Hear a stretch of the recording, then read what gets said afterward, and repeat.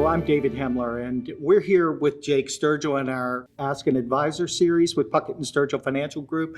And Jake, one of the questions that I know you're often asked as well as I am is, how much do I need to retire?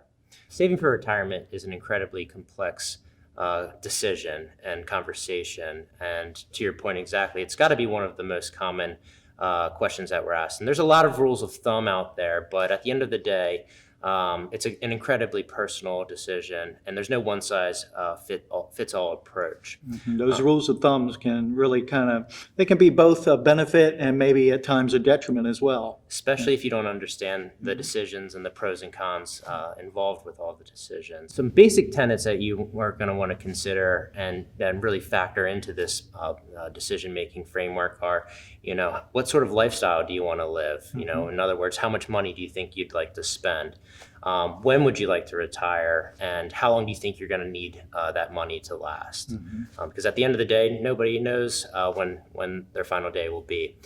There's no way of predicting that, but these are all critical elements. A lot of pieces to the puzzle to put together, figuring it all out. Absolutely.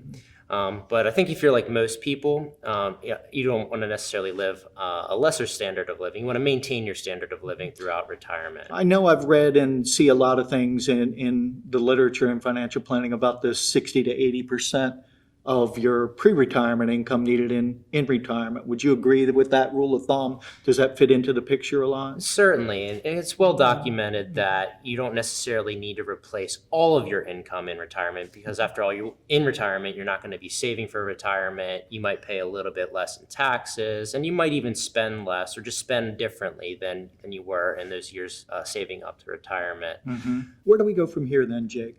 I would encourage you to meet with your financial advisor to get an objective opinion and look at things like, how much have you accumulated so far? What's your asset allocation? What's your savings rate?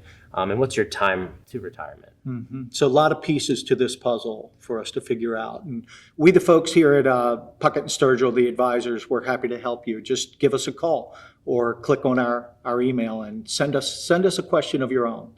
Thanks.